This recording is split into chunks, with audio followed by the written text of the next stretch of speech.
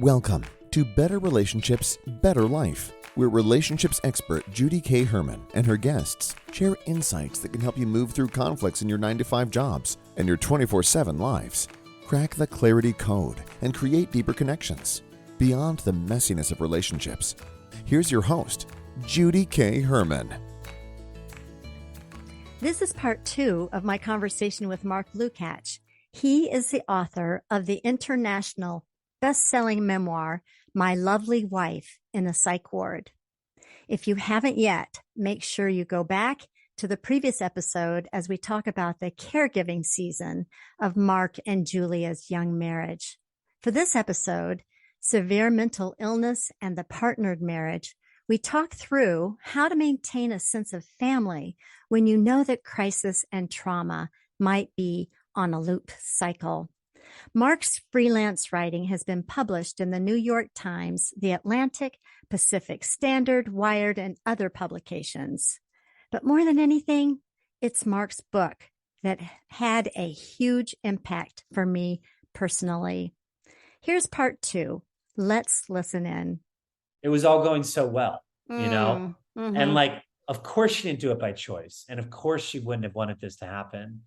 And yet, irrationally enough, you kind of blame someone, you know? Let me ask, because in between the episodes, Mark, how much did Giulia, and she's not here. I wish she were here with you so she could answer. I know, I wish.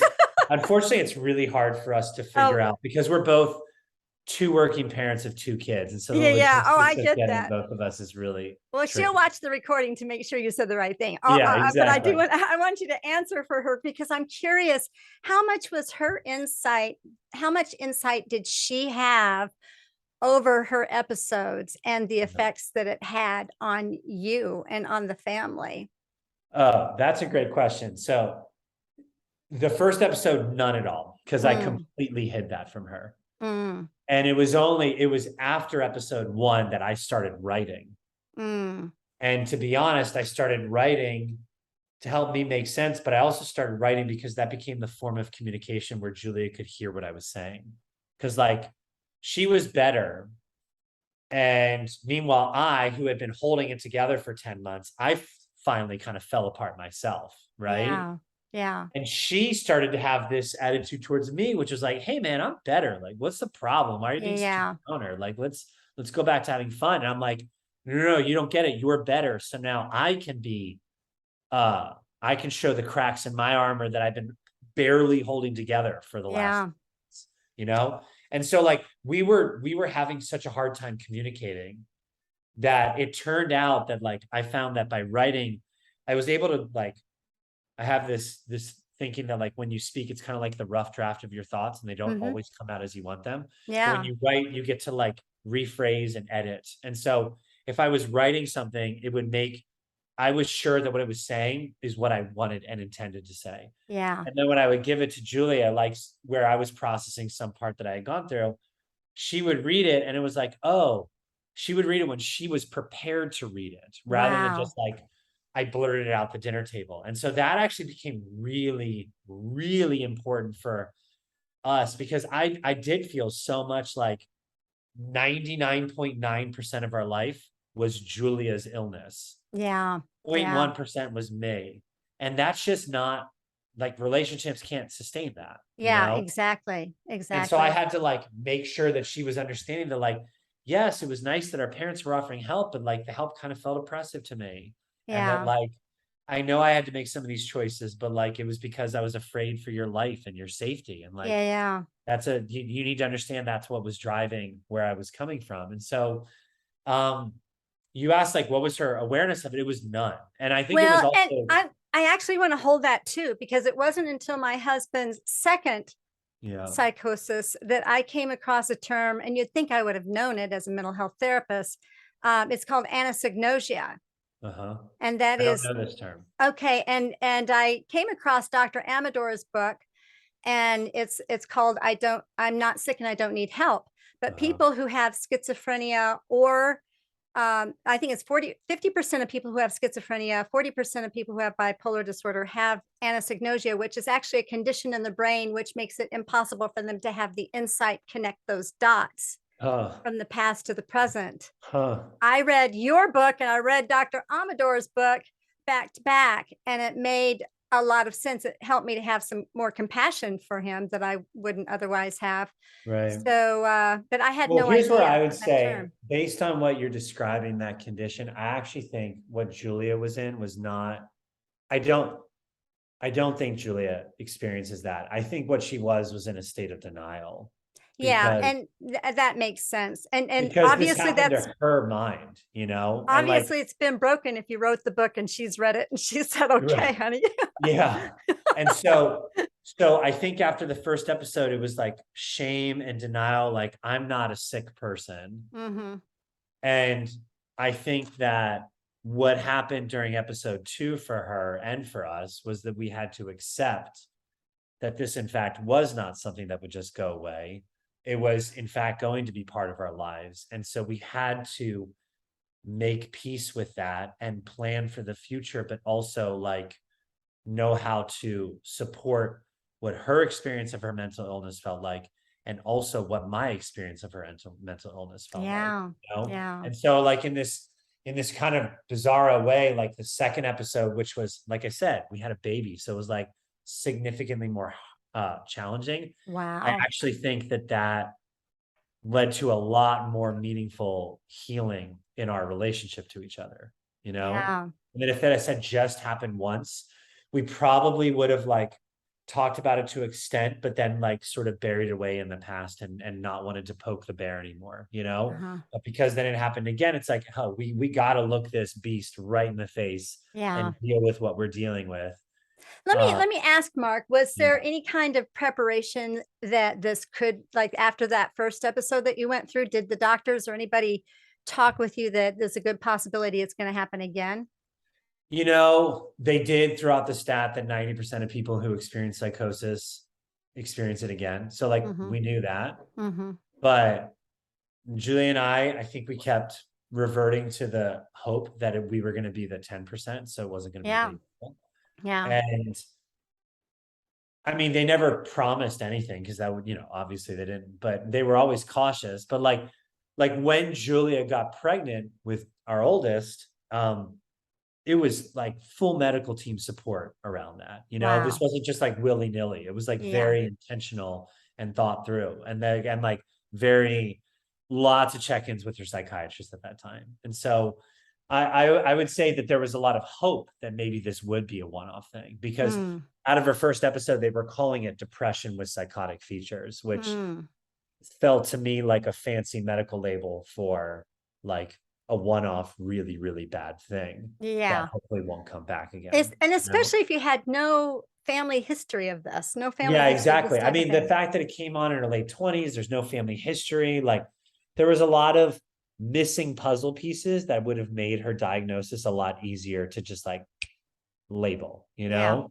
Yeah. Now, during episode 2, it was a whole different ballgame. During episode 2, they were like, oh, well, no wonder lithium worked before. We shouldn't have taken her off lithium. We should have kept her on lithium because we now think she's bipolar, you know? And so it's not about taking the antidepressant. It's about taking the lithium. And that did turn out to be like a really important stabilizing medication for her that she still is on today.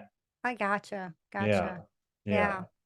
So she went through the first episode and then had the second one, which was worse for you because you had a little baby to take care of. And then you did say that she had a third one. She did. So the years are 2009, 2012, and then it was 2014 that she had her third one, where the baby was now 2.5. But like what felt so different about the third one is that we'd actually kind of planned for it. Like now that we had lost the illusion that this would never happen again, it's like, okay, we got to figure out some logistics. If you're working, what's going to happen with work? Yeah. What are we going to do about the baby? What are we going to do about the grandmas, my mom and Julia's mom, who want to come in and be part of the solution? But, you know, sometimes I wasn't always like, didn't necessarily always want that, you know? Well, I tell you what, when you got extended family members and this much severity of illness going on, and that's tough. I mean, it's complicated. I mean, it's all on the foundation of love and like good intention, but everyone's processing, interpreting this in their own way. And then there's a lot of cooks in the kitchen, Yeah. which can make it challenging sometimes to navigate, Yeah. And I don't say this at all to like invalidate or discredit the efforts that our families put in to support us, but just that, like, sometimes what I actually needed was space. Absolutely. And so there was all those logistics that we had kind of managed, but after her second episode, we had talked through a lot of this stuff. And it's, by the way, it's after the second episode that my writing became a lot more public. Like it was after the first episode that Julie and I said, hey, if we share this story, we might be able to help people who are feeling alone from my perspective, or help people who have gotten really sick and maybe feel a lot of shame about it, like Julia was experiencing. But it was after the second episode that I think the message we had to say became a lot more, honestly, it just felt more valuable. Like the first one was like, wow, there was this terrible thing. Holy cow. But then it became like, wow, we have crisis and trauma that repeats in our life. How do you maintain a sense of family, even when you know that crisis and trauma might be on a loop cycle? Wow. Yeah. And that, I think, is what we tried to learn. And ultimately what I hope the message comes out of the book, Yes. Yeah. So that third episode was less severe then? I wouldn't say it was any less severe, just the difference is that I think we handled it better. Wow. It's not again, it's not like she was any less psychotic. She was still deeply psychotic. Wow.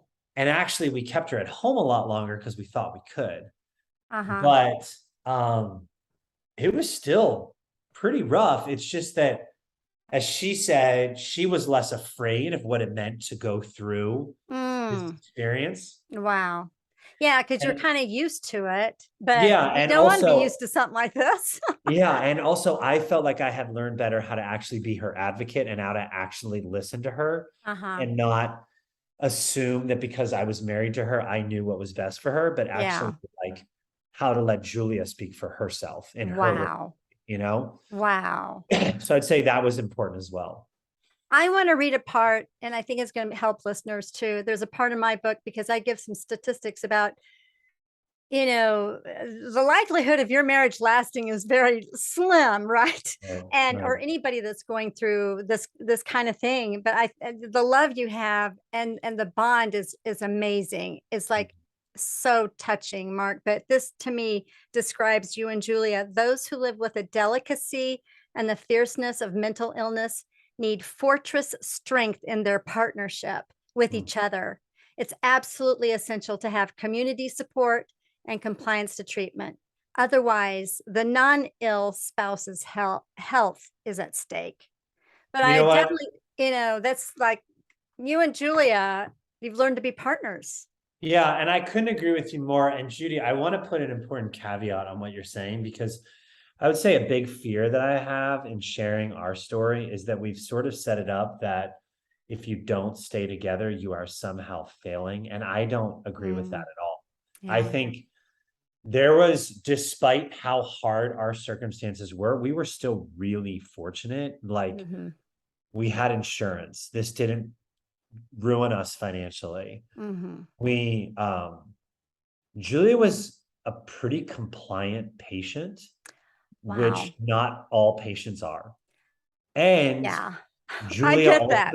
I know that up close and personal. And Giulia has ultimately found a treatment plan and treatment lifestyle that has helped her stay balanced since 2014. Wow. And I also know that that's for really, really, really big conditions. That doesn't happen to everybody, And I think that without those, if I was sitting here at the other side of episode 12, we'd be having a much different conversation, But instead, I'm sitting here 8 years removed from Julia's last psychotic episode, and so I don't in any way set it up that if you don't stay together, you've failed or abandoned someone at all. No. People do need to take care of themselves. And you put it, the health of the non-ill person is in fact at stake. And that has to be taken seriously. Yeah. You know? Yeah. Well, I think it's remarkable. Here you wrote this book, and Giulia, I mean, for a woman to say, okay, honey, you can go ahead and put this as a title, My Lovely Wife in the Psych Ward. Yeah. That takes a tremendous amount of character on her part. I agree. Like, it's amazing. Yeah, no, Giulia is pretty incredible because I mean, as she always says, if you Google me, I'm like the author and the husband who stood by his wife, and it's kind of more favorable, you know? Yeah. If you Google her, she's the psychotic patient, you know? Bless her. And so there's like so much vulnerability and courage for her to be willing to do that. And I think the reason she wants to is because she does see that both of us, like it's clear to her that like my experience can speak to the underexplored suffering of caregiving, right? Yeah. And like she gets that. But she also, I think she holds herself as let me back up. When she was going through her recovery, she found what she considered recovery role models, right? People who had been sick, but found a way to still be successful in their lives. Yeah. And whatever that success looked like, whether it was through relationship, career, a combination of both. And so I think that Giulia hopes that she can be considered like a quote unquote success story of someone who has been hospitalized and has felt intense suicidal feelings. And yet now she's a mother of two. She's still in a relationship. She's back in a high stress job and can still like go through that. And like, so hopefully she can give hope to people. And I know that's why, I mean, it's funny. She's actually like, I've given up on social media, but she's still active on social media. And I know it's because she likes to connect with people. Yeah. And help support them through their experiences rather than just like kind of keep this to herself. But instead she wants to share it to help others out. Well, actually, and that was one of my questions, because one of my questions was, even though she's not here, what advice does Giulia share with others who have a mental illness? I think for her, you know, the part of her journey that I've seen her reflect on the most is the path to accepting that she in fact has this condition. And it wasn't an easy path. And like I said, there was a lot of denial, a lot of shame. And I think that has probably been the single most important place she's gotten to. Wow. Is like knowing that, yes, she has bipolar disorder. No, that is not all that she is. That is a part of her.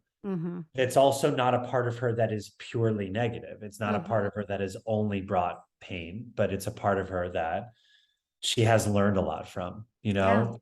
Yeah. And so I think that for people who are facing their own mental health crises, it's like making space for that to not bury that. And also not let that be the only thing that defines you. That's right. Wow. Yeah. Well, and then how it has defined your marriage. I mean, after that first episode, it's kind of like I'm hearing, oh, you think things will go back to the way they were, but they never go back to the way they were. They never do. And it is a different marriage than what you imagined. So maybe you can share how even like writing the book and going through all of this, I know you have a deep love. I mean, a deep, deep love for each other. It's amazing, the bond that you two have. And how has just this whole process changed you as a husband, changed the marriage, changed you as a dad? Yeah. I'd say that writing the book was really, really important for our marriage. You know, as I was sort of talking about earlier, like writing became our venue to process this, for me to write about my experience and Giulia to read it, and then for her to ask questions and then me to answer those questions, you know? Wow.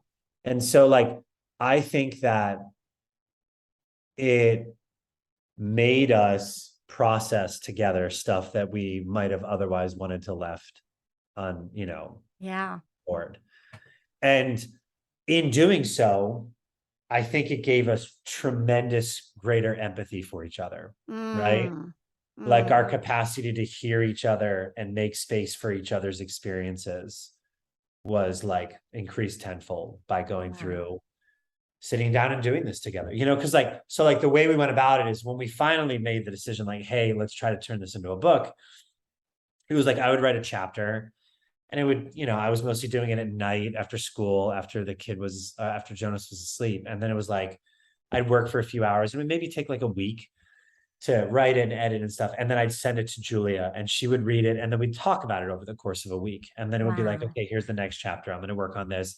And then you're going to read it. And then we talk about it, and that was kind of the pattern we went through. And it was, it was therapeutic. And when I say therapeutic and I put air quotes, like people often think that means that like you're wrapped in warm blankets and you're petting puppies and it's like soft, but it's like actually therapy is also like ripping your guts out. You know what I mean? It is. And And so writing is a great, you writing is so very we had to go through the ripping our guts out part and we went through it together, but it left us feeling like, if nothing else, I felt heard and seen in a way that I don't know if I ever had. And that was what I was missing most. Yes. Was just like, hey, do you remember that this was really hard for me too?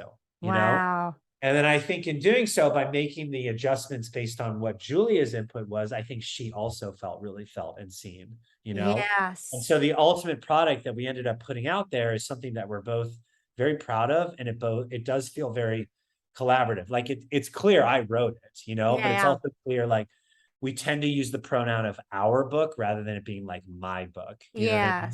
Yeah. Are you surprised, Mark, at the impact of your book? Yeah, I am. I mean, well, I am and I'm not. And the reason I'm not is because I wrote a column in the Modern Love, like in Modern Love in the New York Times. And that really shocked me, the surprise, the impact, because that was like, I got so many emails from people being like, oh my God, someone is finally telling my side of the story. And so I knew that there was an audience for this conversation. And so I was able to land, HarperCollins, which is like for a high school history teacher is a pretty legit publisher. That's amazing. It was amazing. And so like, and they were really pumping it up. And I think that they were hopeful, but still like, I am perpetually humbled when like, I hear that people have found my book when they needed it, because honestly, like if that happened to one person, if I had like self-published this as an ebook and one person found it, I would have felt like, thank God, that's one person who doesn't have to feel as alone. But because I think of where the conversation was back in 2009, and then ultimately I got the book deal in 2014 and having it published in 2017, like there was this void of the perspectives on it. And so it has been better received than I think I ever could have imagined. It's amazing. I know. Yeah. And that's like really, I feel really weird about that, Judy, to be honest, because like I do get a lot of emails and I'm like, I don't know. I feel humbled and also like really responsible about that, Gotcha. And then I also am really bad about engaging with those emails because they're often so heavy and serious. I would imagine. And I recognize that like one of the things I learned is that I do need to take care of myself and set my boundaries, right? And so like my heart goes out to people who feel like, oh wow, this is happening to my family. And I wish that I could like drive to their house and be with them for 4 hours and like just be an empathetic listener. But then I'm also like, and I also have to put 2 kids to bedtime and like do my job. You know what I mean? Well, so it becomes this really weird, like it feels a little selfish to be taking care of myself because I do want to be someone who can help others. But then I recognize, like, by writing this, I think I helped others. I want to tell folks too, you are never selfish to take care of yourself. Right. You are God's gift on this planet, and nobody can do for you what only you can do for you to take care of yourself. Exactly. So I agree with that. And I know there's a lot of caregivers that give, and that will make you sick if you're not taking care of yourself. So definitely take care of yourself. So I appreciate you bringing this up. Right. Mark, it's been amazing to talk with you. I've got actually a couple more questions if you can hang with me here. Sure. So what would you tell your 27-year-old self now? Yeah. I mean, there's the like granular stuff of like learn about mental illness, right? Like, don't be so ridiculously ignorant about such an important topic. But I think, I think the bigger thing that I think it's similar to Julia, like the acceptance, that Mm-hmm. like people are not who you think they are, how you manifest them in your fantasies, but they are who they are. Yeah. And I think as much as I was in love with the real person of Julia, I think I was also in love with the image of Julia that I would sort of concoct out of our interactions, right? Yeah. And so, I hope you're going to give this 27-year-old plenty of grace and say, "Hey, buddy, you did the best you could do." yeah, I would. I mean, I am. I will say I am proud. Like I do feel like I fought for my family, and You did. I think I gave it my all. Yeah. And I would also say that like what I've learned in my middle age now is like,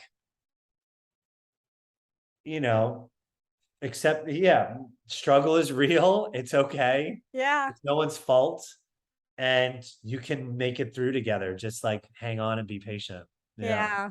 Yeah. Thank you so much for sharing that. Yeah. So, and good for you though, to just back off and give you permission not to answer emails, not to even read some emails that are going to bring you down. Okay. So No, I, I think it's important. I think it's important. And I do read all the emails and I respond if it catches me in the right moment, but it's often where I'm just like, you know what?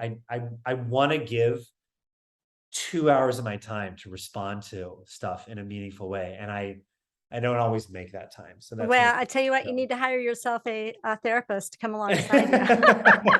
Speaking of, did you all And get therapy? then Did you get therapy, or was the writing of the book mainly your therapy as a no, couple? I went to a therapist once a week for 3 years. But did you go together? We went to group therapy and it wasn't as great for us, Yeah, only yeah, because we were still just having the same fights. yeah, yeah, And I think the writing became the therapy because it allowed the tone of the conversation to be different. And yeah, we weren't behaving ourselves in therapy.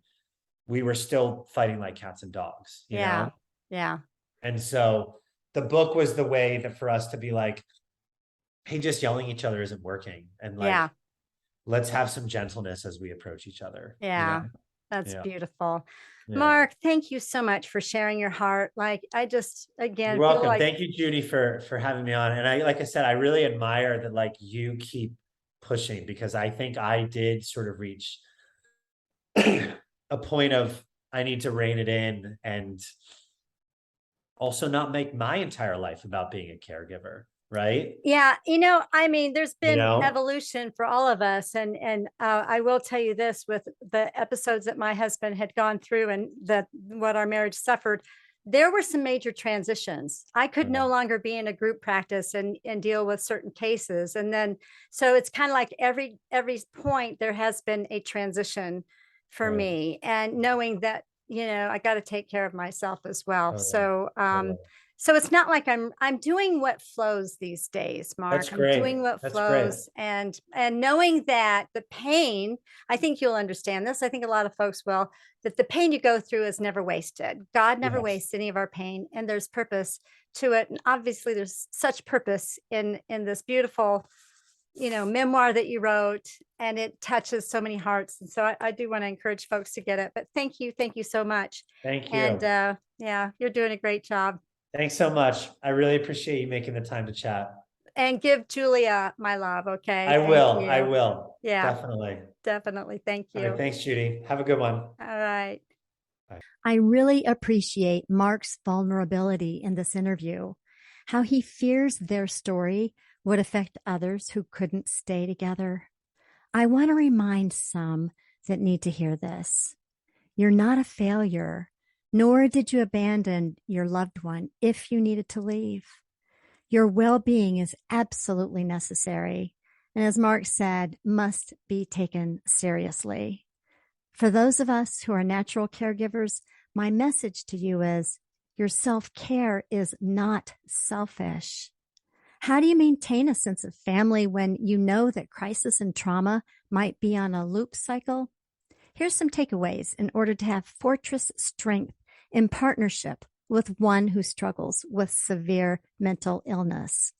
Number 1, together, embracing and accepting the reality of the illness. Number 2, compliance to treatment. And 3, lifestyle changes, insurance, and a strong support system are so necessary. You are not alone. Check out Mark's website, marklukach.com.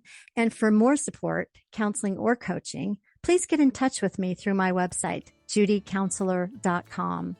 What resonated with you? Be assured that I read every comment from those who share their takeaways by filling out the form on the website, betterrelationshipsbetterlife.com. I would absolutely love to hear from you.